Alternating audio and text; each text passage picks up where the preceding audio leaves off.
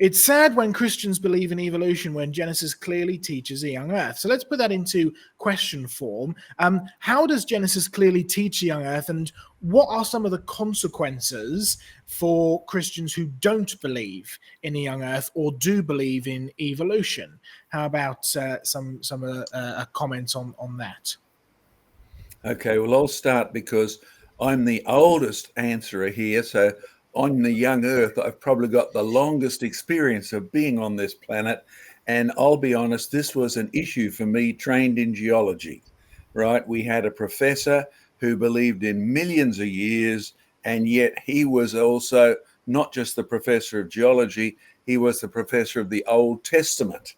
Now, I'll be honest, I didn't come from a church background, and that absolutely bamboozled me, because the one thing I had done was read the Bible, but not come from a church background. As I've said over and over again, I began at the beginning. That's where you start books, right? The first page. You don't start 3/4 of the way through in the book of Matthew like most Christians do. You start at the first page. And being untrained in theology and untrained in church history, the first thing it said was God made the world in 6 days. I couldn't avoid it. It was so different from everything that both my theological professor said, the guy who was the head of the geology department, as well as what the textbook said, millions of years of evolution. What was evident to me was there were 6 days of creation, and the God of the Bible said this. You see, we know he said this because over there in Exodus, it starts the chapter 20, which is all about in 6 days he made the heavens and the earth.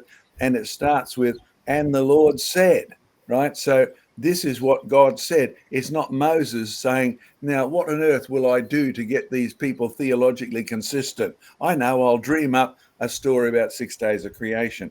This attributes the whole of the 6-day account to the Lord God, and it includes a statement in the 10 Commandments about how you must tell the truth, right? So you can't avoid it. The Bible teaches 6 days of creation.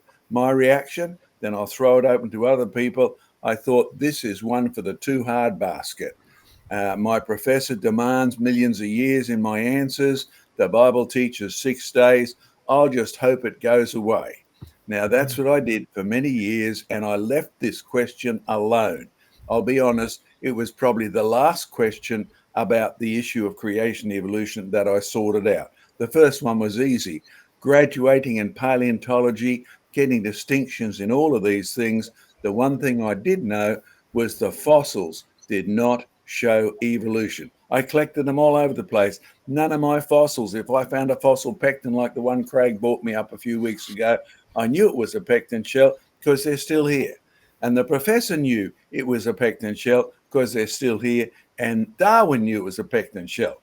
That's why he called them living fossils. So I did know that the fossils didn't support evolution. I didn't know about the age of the earth.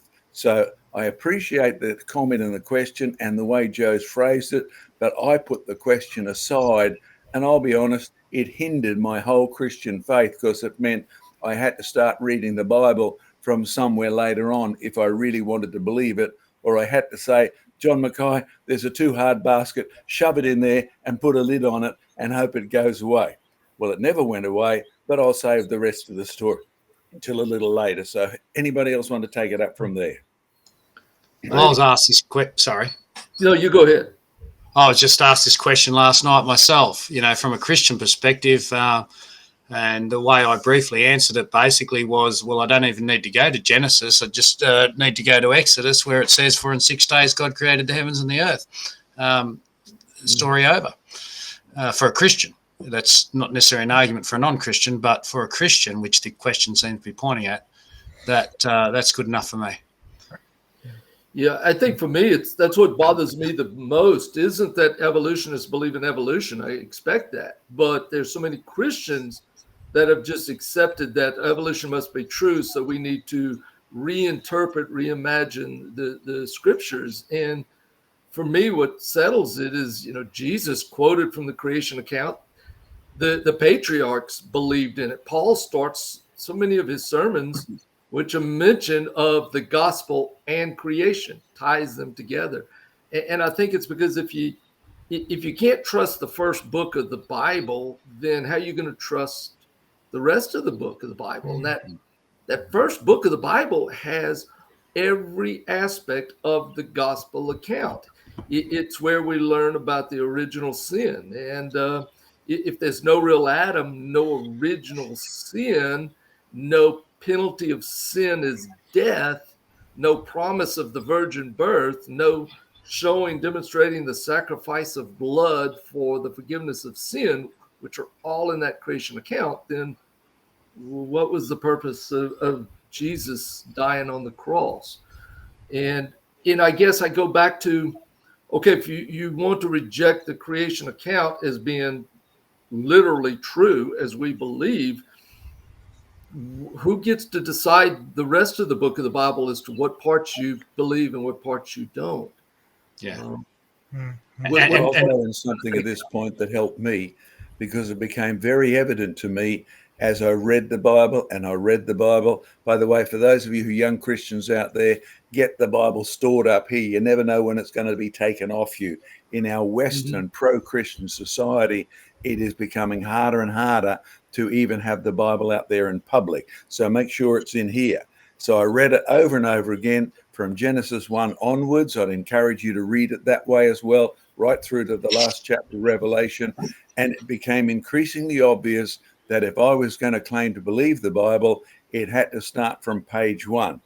So I actually spoke to an expert, university professor in ancient Middle Eastern semantics, right? And when you asked him, does the Bible teach the world's made in 6 days? His answer would be yes, right? And you asked him, did you believe that God made the world in 6 days? His answer would be no. And I thought, what? But that was how he actually phrased it. And that confused me for a while until I asked him one other question. I said, you're an expert in all the ancient Middle Eastern archaeology and languages and things like that. And you talk about history, 16,000, 20,000, 100,000, all of these things in your courses. I've got a serious question. All the history you know of, if you took the biblical framework as true, could you fit the whole of Middle Eastern history, languages, the whole lot, could you fit them into the biblical time frame of 6,000 years or so from Genesis chapter 1 up? He said, yes. I said, you could take all that history and put it into the 6,000 years? Yes. I said, well, why don't you? He said, we don't want to. So that just reminds me of this story I've told before about one of my students from China who knows nothing of the Bible, absolutely nothing. Never seen one, read one. And I wanted to talk to him about creation, and I asked him, how old did he think the earth was? That was not a good start, because he said 6,000 years. And I said, wait a minute, I'm not asking you what you think. I think the age of the earth. He says, no, 6,000 years. We Chinese keep very good records of our history, and we have 6,000 years of history.